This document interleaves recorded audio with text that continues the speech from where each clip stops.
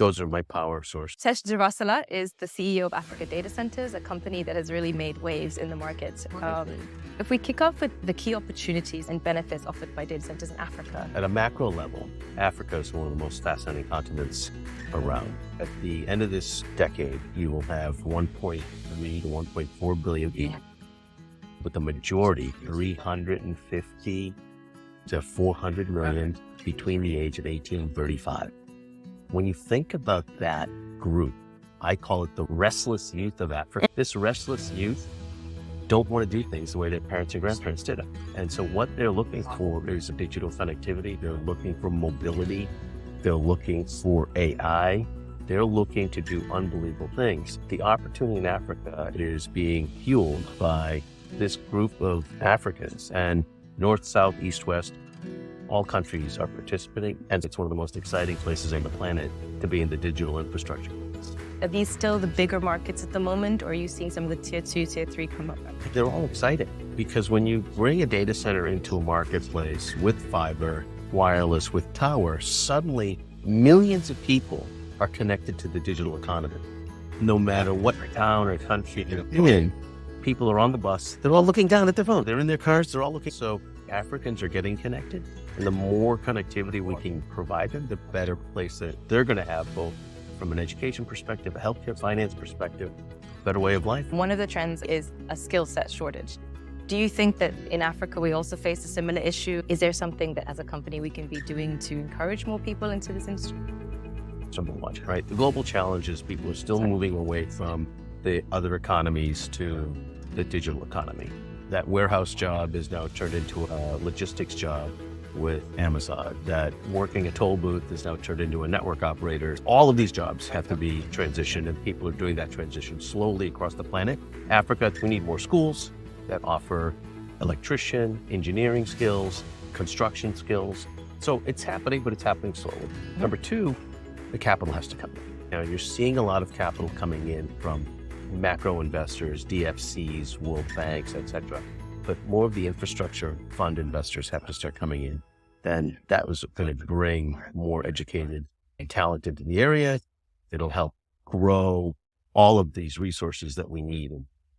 Do you see as an operator, there are certain challenges that you need to overcome to increase that investment into Africa? Maybe the infrastructure, maybe the connectivity? That's the biggest problem, right? There's plenty of state-owned operators for connectivity. And once in the central business districts, you can get pretty good connectivity. It's once you get to the outer regions, difficult to get. There was a big interest in modular data centers. Do you see that progressing? Do you see it becoming smaller, more edge data centers? Because to get that connectivity to the peripherals. I think you're going to have a combination of both. I think the larger, what we think of purpose-built, hyperscale type data centers, 10, 20, 30 megawatts, they're going to be coming here in the next 3 to 5 years.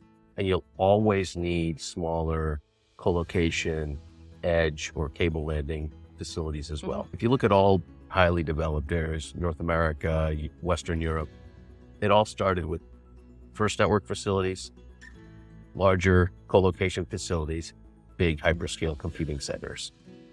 Africa is the same thing. Starting with small cable landing stations, you're starting to see some larger co-location. A 10 megawatt data center in Africa is a large data center, but there's very few 10 megawatt deployments. Soon you'll get to that 10 and 20, and that's what happened. Europe, same thing. When for years I was in the European theater, a 2 megawatt deployment was a large deployment. Fast forward 5 years, now it's 20 megawatts. 15 years ago, a 2 megawatt deployment in North America was a big deployment. Now it's 40. I see the same trend. A final question, I think, because the topic is on everyone's mind, sustainability. And the women in the industry, I'll go with sustainability. Okay. How do you see sustainability filtering into the kind of developments ADC is doing? First off, we say ESG, sustainability, governance. Just do the right thing. Hire the smartest people. All human life is valuable. If you can save $1 on energy costs and water costs, why wouldn't you? The challenge in Africa is that if your choice is power or coal, what do you take? We don't have enough power in lots of parts of Africa, regardless of its source. So we're doing a good job. We're using less water in our design than ever before. Our PUEs are well below 1.5, so we're really efficient with our emissions and our energy. we're using all of our partners and our vendors and our suppliers' innovation that they're using in other countries to come and bring here. If you think about Dallas, Texas, is kind of a similar climate as South Africa in terms of heat. So we can use similar things. But when it comes to a high saline environment like Kenya, we need our vendors to help us in these types of things. Your second question, I can't speak for everyone, but I make it a personal choice to make sure that we try to interview as many diversity candidates as possible. Africa is very nuanced culturally. And so just getting people from different regions of the continent to interview for jobs is diverse. We're a global international company, and you have to look and feel that way for you and for your customers. Well, Tesh, thank you so much for your time today. I really appreciate it. Thank you. The best.